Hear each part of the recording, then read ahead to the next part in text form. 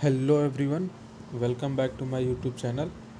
सो finally GP rating का जो form fill कर रहे थे टीएस रहमान के लिए, तो उनका एडमिट कार्ड आना स्टार्ट हो गया है। तो जिसको जिसको एडमिट कार्ड आ गया है वो चेक कर लो जाके जीमेल पे, और जिसको नहीं आया है वे वेट कर सकते हैं कुछ दिन। ठीक है, क्योंकि अभी लास्ट डेट तो ख़त्म नहीं हुआ है, तो अभी वेट करो, सबको आ जाएगा मेल। ठीक है, तो चलो आज हम एडमिट कार्ड देखेंगे कि एडमिट कार्ड में क्या क्या दिया हुआ है, क्या क्या है। ठीक है, तो यहाँ पे देखो, सबसे पहले मेरे को आया था कि हेलो अश्विनी कुमार श्रीवास्तव, आपका एग्ज़ाम शेड्यूल जो है वो 3 तारीख को है, अप्रैल में 11 बजे। और ये जो है वो सिस्टम जनरेटेड मेल है, तो इसका कोई रिप्लाई नहीं होगा। और यहाँ पे आपको यहाँ पे आपका एडमिट कार्ड मिल गया है। ठीक है, तो यहाँ पे मेरा एडमिट कार्ड डाउनलोडेड है, तो इसको हम ओपन कर लेते हैं। तो ओपन करने के बाद यहाँ पे देखेंगे कि सब कुछ क्या क्या दिया हुआ है, डिटेल में सब देखेंगे। तो वीडियो अच्छी लगे तो लाइक कर देना, और चैनल को सब्सक्राइब करके अपने दोस्तों के साथ शेयर कर देना जो टीएस रहमान का जीपी रेटिंग के लिए फॉर्म फिल किए हैं। ठीक है, तो चलो वीडियो स्टार्ट करते हैं फिर से।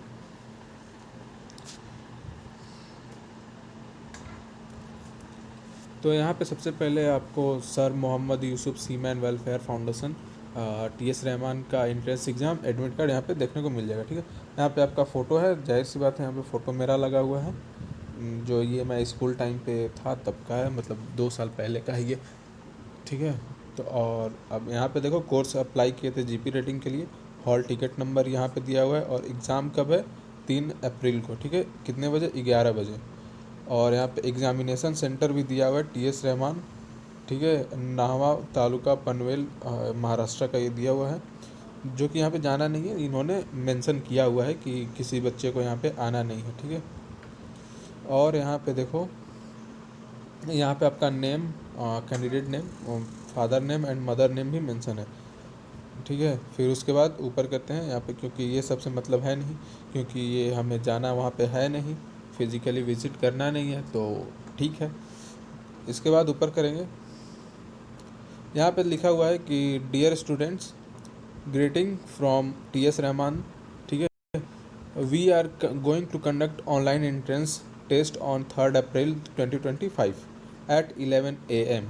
ठीक है, तो यहाँ पे इन्होंने क्लियरली मेंशन किया हुआ है कि do not come to the campus, मतलब कि ऑनलाइन एग्ज़ाम देने के लिए कैंपस नहीं आना है। ठीक है, फिर नीचे में क्या दिया है कि all the process required for this exam will be mailed to you shortly with exam link 1 day before the exam. मतलब कि आपका जो एग्ज़ाम का लिंक है वो तो ऑनलाइन होगा, आपको भी पता है।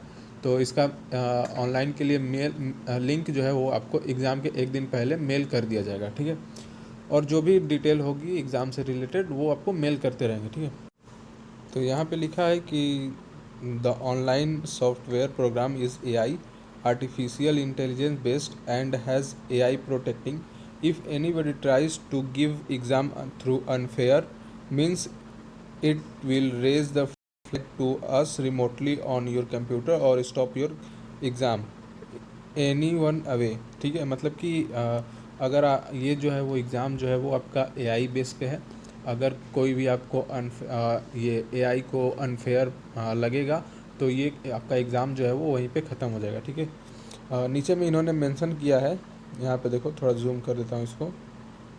यहाँ पे देखो लिखा हुआ है इन्होंने, earphone, headphone, earpod are not allowed during the online exam.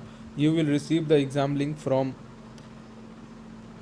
admin.mel@mercer.com। मतलब इस ईमेल आईडी से आप एग्ज़ाम का लिंक आपके ईमेल पे एक दिन पहले मिल जाएगा आपको। ठीक है, फिर यहाँ पे लिखा हुआ है कि एआई जो है वो प्रोटेक्टिंग है, वो क्या क्या चेक करेगा। तो सबसे पहले आपको आपका जो लैपटॉप या पीसी जो है आपके पास, जिससे आप एग्ज़ाम दे रहे हो, वहाँ पे सबसे पहले ये चेक करेगा कि if you are opening any other window in your laptop और मोबाइल फ़ोन। ठीक है, फिर उसके बाद if you are keeping any book and looking at the book, मतलब कि बुक देख रहे हो या फिर कहीं कुछ देख रहे हो, तो वो कैमरे से अगर देख लेता है तो वहाँ पे आपका एग्ज़ाम रद्द हो जाएगा। ठीक है, और आप कोई भी विंडोज़ ओपन नहीं कर सकते एग्ज़ाम के टाइम पे।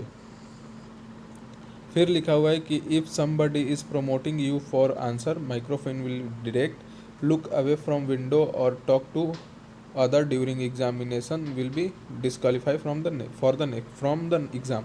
मतलब कि अगर आप किसी से पूछ रहे हो या कोई आपको बता रहा है, तो अगर वो चीज़ अगर माइक्रोफोन में डिटेक्ट हो जाता है तो आपका एग्ज़ाम क्वालिफाई मतलब डिस्क्वालीफाई हो जाएगा, ठीक है। So please give exam fairly and if detected by AI protecting report that you are using unfair means in exam paper will be disqualify please note. मतलब कि अगर ये सब हो जाएगा तो आपका एग्ज़ाम जो है वो डिस्क्वालीफाई हो जाएगा, ठीक है। और उसके बाद क्या लिखा हुआ है, रिक्वायरमेंट फॉर एग्ज़ाम, मतलब कि एग्ज़ाम के लिए क्या क्या रिक्वायर है। तो आपको सबसे पहले पीसी या लैपटॉप होना चाहिए जिसमें वेब कैम अवेलेबल हो, ठीक है।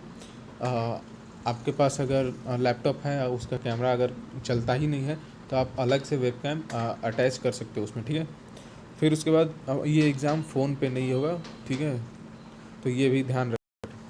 फिर उसके बाद क्या लिखा है कि एग्ज़ाम इज़ टाइम बेस्ड, 1 घंटा 45 मिनट के लिए होता है एग्ज़ाम, और इसमें कोई नेगेटिव मार्किंग नहीं है। तो सारे आंसर करो यार, सारे करो, जो आए करो, नहीं आए वो भी करो, सब करना, ठीक है।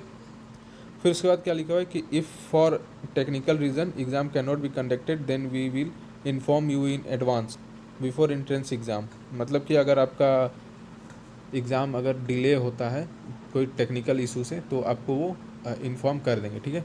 फिर इसके बाद इंट्रेंस में क्या क्या पूछेंगे वो भी इन्होंने मेंशन किया कि 50 मार्क्स का इंग्लिश होगा, 30 मार्क्स का मैथ होगा एंड 20 मार्क्स का जनरल नॉलेज होगा, ठीक है। ये भी आपको पता चल गया। और पिछले साल मतलब ये जनवरी बैच का मैंने कुछ क्वेश्चन जो है वो एग्जैक्ट मतलब एकदम फ़ोन से फ़ोटो है उसका, तो उसका वीडियो भी मैंने अपलोड किया है, तो जा कर के एक बार चेक कर लेना, शायद कुछ हेल्प हो जाए तुम लोगों का। लिंक डिस्क्रिप्शन में दिया हुआ है, ठीक है। फिर यहाँ पे इन्होंने एलिजिबिलिटी क्राइटेरिया को भी मेंशन किया है, ठीक है। तो सबसे पहले एलिजिबिलिटी क्राइटेरिया में क्या है कि आप इंडियन होने चाहिए, वही pass with 40% marks in 10th standard science mathematics as a subject. फिर बी में क्या दिया है, the candidate must have secure 40% minimum marks in class 12th, मतलब कि 10th और 12th में आप 10th में आपका 40% मार्क्स होना चाहिए, ठीक है।